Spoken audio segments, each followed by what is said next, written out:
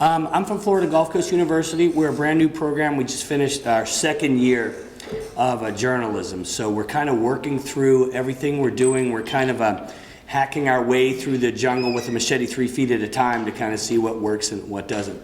But because of our smallness, we're real nimble and we're able to kind of morph as we see fit to best benefit the students. What we did, this was, everything was 2 years ago for us, so what we did for the past 2 years is we are trying to get journalists, real journalists who are practicing to come and talk to our students and then branch it out to, we're specifically interested in high schools and the community. What we're trying to do is just promote kind of an across-the-board news literacy between our journalism students first, I guess, and then the high school and the high schools and the communities. I taught high school for about a year and a half before I was granted the opportunity to work at FGCU, and I noticed that it's such a digital age. The kids, they're like this so much of the time, which I know everybody's familiar with, and they have so many different resources at their fingertips that they can stockpile information based on what interests them. When I was younger, I was force-fed what was important in the world by NBC, CBS, and ABC. That was it. There was nothing else. And Encyclopedia Britannica, if I chose to go there. And now the kids, if they want to learn about Jay-Z, they can spend all day reading article and article after article about Jay-Z. They don't have to go outside of their realm of comfort. So I found there is kind of like a haze of that in the students I teach, the journalism students I teach. They're somewhat compartmentalized. At least there's a tendency for that. So what we're trying to do, and one of the reasons I was hired is I was a reporter for 26 years before I got into teaching, is to bring the journalism experience into the classroom, primarily for our journalists first, so they understand what is it really going to be like when they get out of college. I think they tend to romanticize what it's going to be like, and I'm going to change the world. I was that way too until I covered like my 100th city council meeting and then realized that probably wasn't going to happen. But you do your best, and as a collective, we try and make a difference, or at least give people the information to make a difference. So we want to do that. We've always wanted to do that, and then we want to involve them working with people who are outside the journalism realm, other students who are other majors, the community at large, and especially because of what I've seen in the high school students. We did like a kind of like a offbeat survey, an unofficial survey when I was working at the high school about the upcoming presidential election, and a lot of people didn't know who Mitt Romney was. So we're trying to just make those inroads, and we're doing it however we can, however we think works best, and we're trying and seeing what the success rate is and then taking what works and moving on. So 2 years ago, we Skyped in a reporter to one of our classrooms because we thought this will be fun.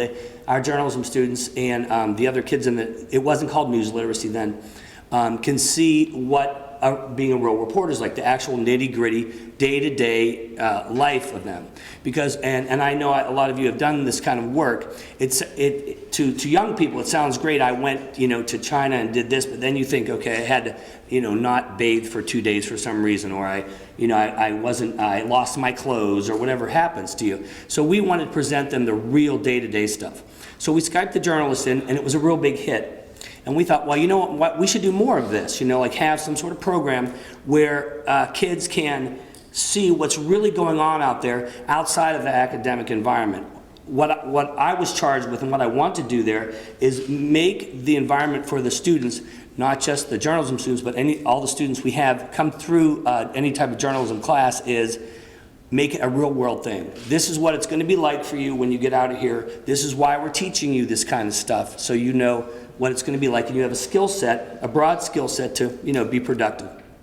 So we got a grant to do this project called Face to Face, and it's basically, we used Adobe Connect, and we did it with Pointer's NewsU website. We basically Skyped in journalists from around the world, and the logistics were a little tricky because people are in Sudan, people are in China, people are in Panama, and the logistics also presented a challenge because we wanted to hit high schools too.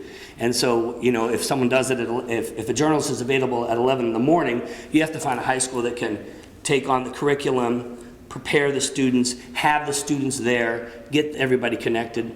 And we did about 12 of these over the past 2 years. And the students could interact in real time with the journalists. They could ask questions, they could tweet in questions, they could type in questions on the website. So that's basically the crux of what we did, and I had a little video to kind of show that, and Michael, if you could play that, that'd be great, thank you. Face-to-face connected journalists with future journalists in real time. Well, you know, it's neat to actually be able to talk to a real photojournalist, a world-renowned one at that, and actually, instead of just seeing like a bio and all of his awesome pictures, you can have him show our pictures right there in real time and talk about them, answer any questions we had about them. It's neat stuff. It was really interesting to be able to ask questions and hear, you know, straight from him, live, and just ask whatever that can instruct us to be better journalists.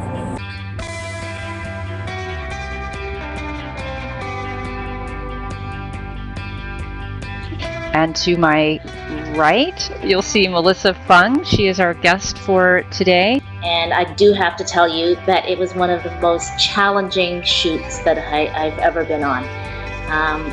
From the beginning, the mining company didn't want to cooperate. The government of Panama didn't want to talk to us. There was a language barrier.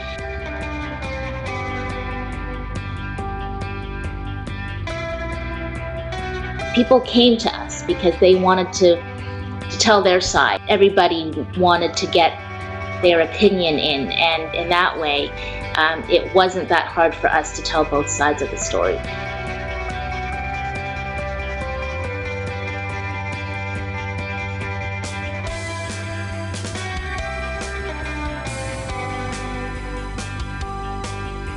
A ship captain dropped his anchor on the internet line that runs in the ocean, and it severed connection to the entire area, so we couldn't, you know, get his connection because there wasn't anything.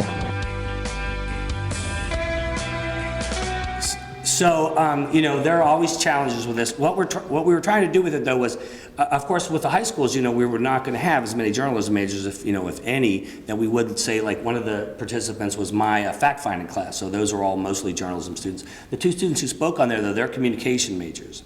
And we're trying to hit a broad section of students just to show them what's going on, that these stories they read aren't just churned out by a robot. These are people who are actually living in the area, working in the area, who are connected to the people who are the newsmakers. And we hope it invested them a little bit more of it. I also tried to bring my own personal experience into the class with them because I did want to stress to the students that, you know, some of them will be covering those city council meetings as I did. It doesn't maybe seem as glamorous for any of those of you who've covered city council, you know what it's like. But there's nobility in that too, because this is the daily lives of people you live with. And what happens at a city council meeting affects your neighborhood directly. And these types of journalists show that this affects the country and then the world at large. And we're trying to take this now, because this was a 2-year experiment for us, we're trying to take this and broaden it out because of the limitations I talked about. It was hard to get everybody in the same place at the same time, especially when they're coming through Adobe Connect.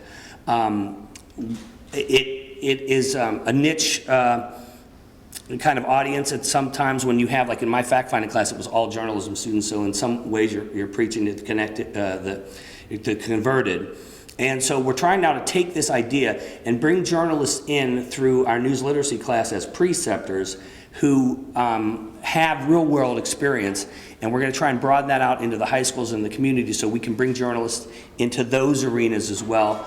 And, oh, it's 1 o'clock. Oh, sorry. Every time I hear that bell I taught high school, every time I hear the bell, I think it's time to change class. So I get ready, I start getting up and going, who's late? So it's, you know, it's formative steps for us because we're so new, but we're really trying to kind of tie all this jumble together. And we have resources for that too. If anybody's interested, I'm going to talk about that tomorrow. We have resources. If you guys want to replay those sessions, you're welcome to, and I'll show you the resources for those. There's lesson plans and things like that. We're trying to bring this whole large vision together and work on what crucial logistical steps we can take to make it work, you know, on a broader spectrum than just in the classroom. So if anybody has ideas and want to talk about it, please find me. And I have 12 seconds left, 11, 10. So I'd like to say thank you all for letting me be here, and I hope everybody got something out of that, and I hope to speak with you again shortly.